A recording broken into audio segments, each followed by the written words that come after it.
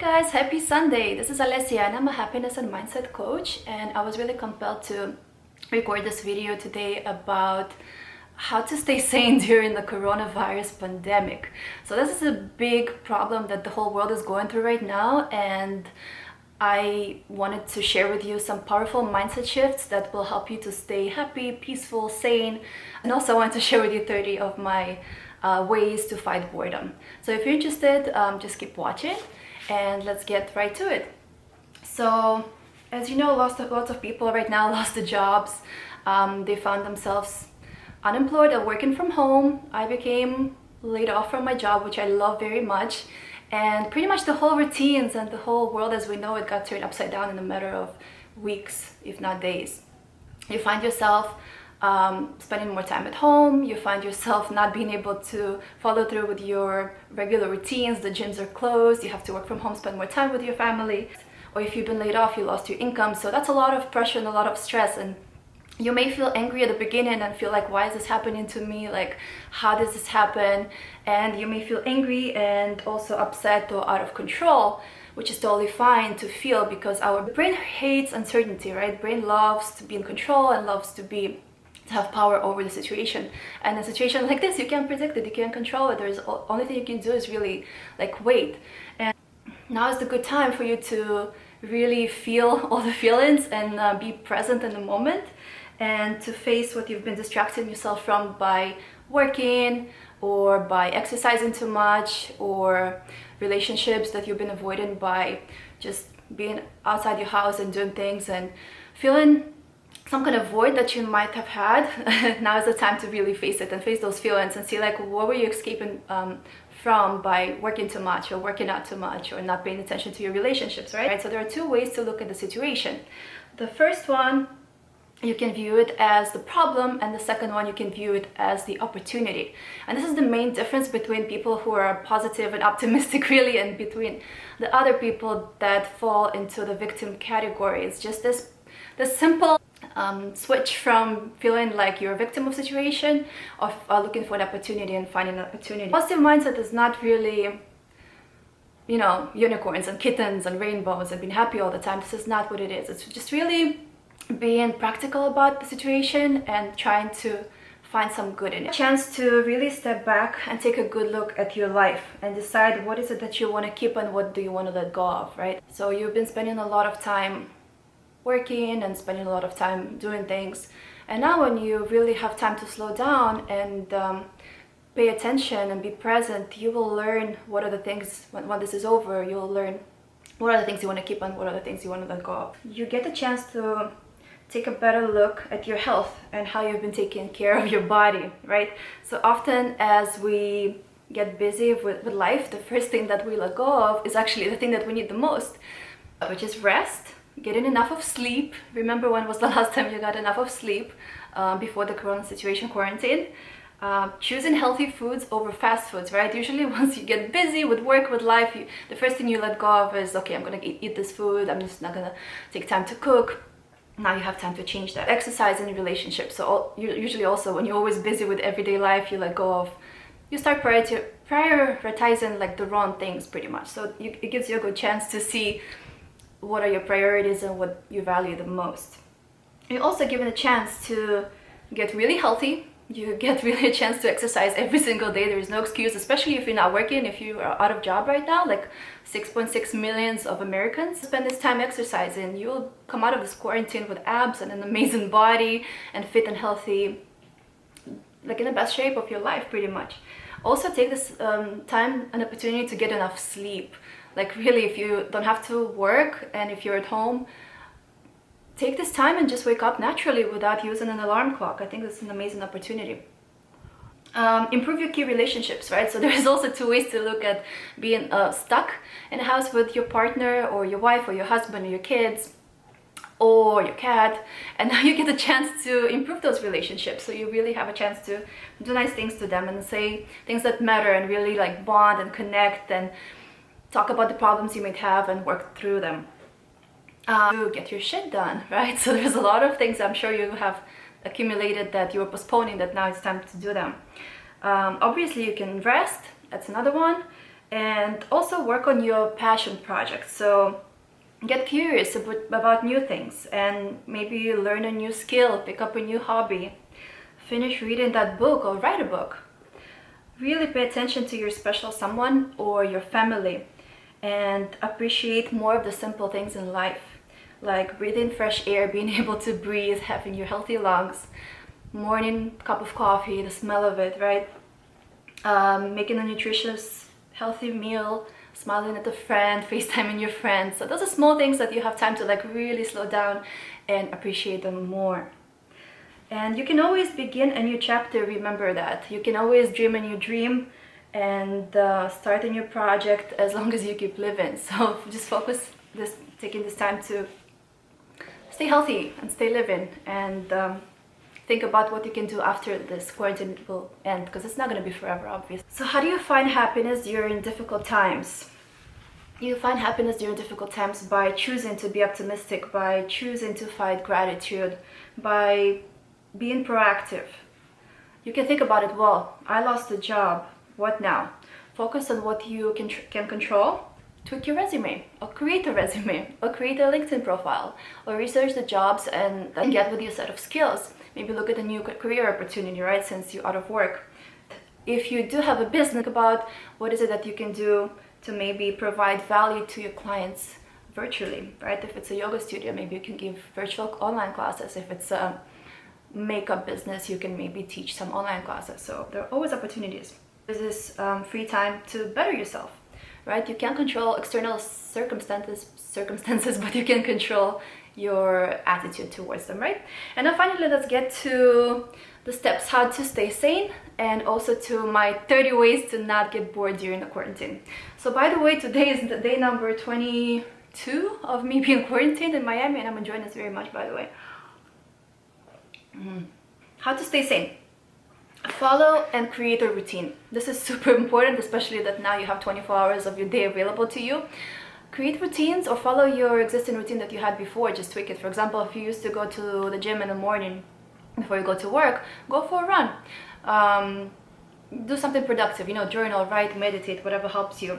Second one is move your body. Even if you move your body in the slightest way, it will help you. You'll get those endorphins, and you'll feel so much happier than just sitting at home and doing nothing and just being on the couch all day. So just move your body in any way you can do it, right? Limit your social media news intake. This is a huge one, right? Limit it to 1 hour in the morning, 1 hour at night, because it's easy to get consumed this like downward spiral if you start thinking, oh, I lost a job, I lost my income, what am I gonna do? When is this gonna end? Am I gonna get sick? And reading the news is just gonna make you feel worse and worse and worse. So I believe in being acknowledged. I believe in being in the know and knowing what's happening in the world, but also I believe in not focusing on the bad and just looking for the good. So it's good to be aware, it's good to know what's happening in the world. I do read statistics on Worldometer every single day, but I've noticed that it's not helpful for me to be on it the whole day, so I just do it 1 hour in the morning, 1 hour at night, and that helps me to stay sane. Commit to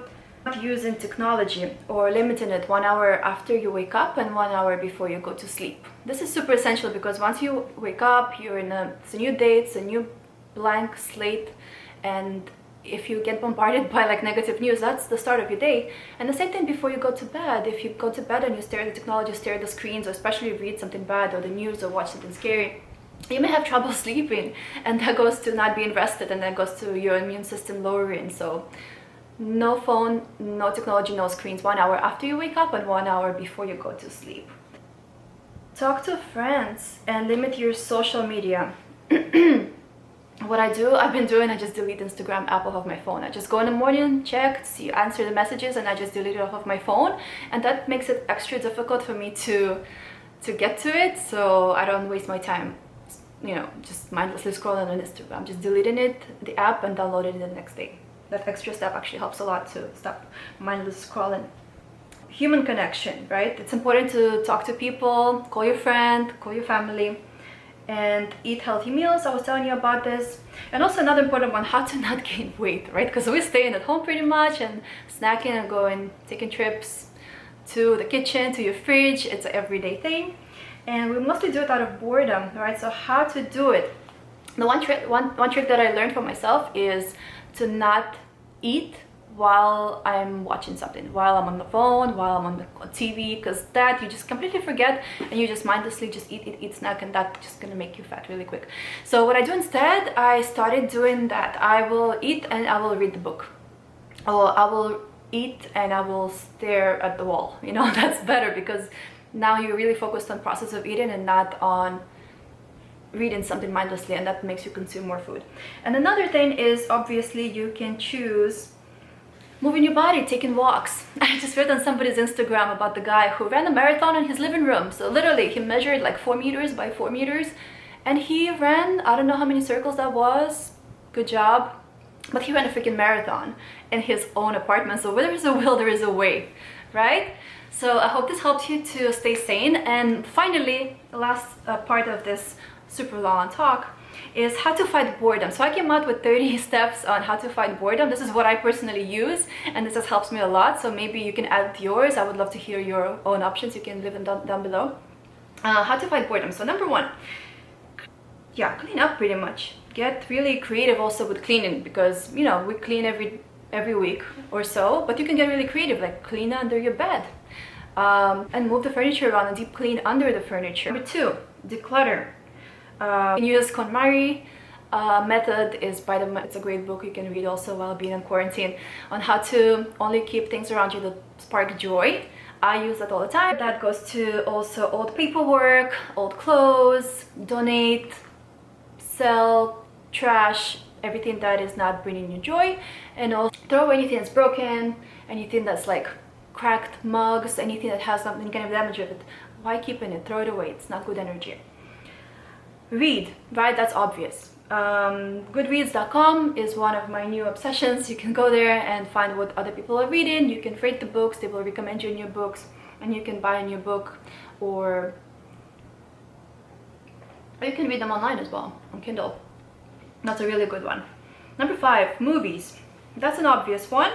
You can watch something that is, you can make a list of movies that you always wanted to watch and just start checking them off.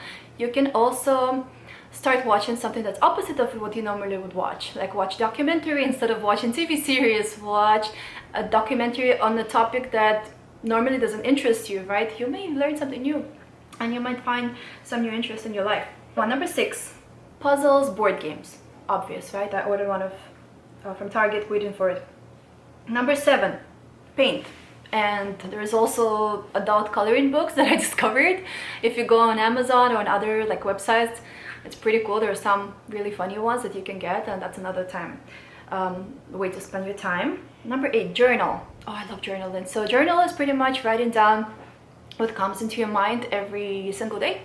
Usually, preferably in the morning, you take you know, a journal and you write whatever comes to your mind. So that takes your thoughts out of your head and on the paper, and then you close it. You don't read it, you don't show it to anybody, you put it away, and that helps you to stay sane. Number nine, cook. I recently discovered HelloFresh. My friend sent me a free box, and that was super entertaining because it was like the whole process of discovering a new dish and learning new ways to cook. It was really, really cool. Highly recommend HelloFresh, or you can just find a recipe online and cook something. Number 10, sign up for a class. There is a website, it's called Coursera.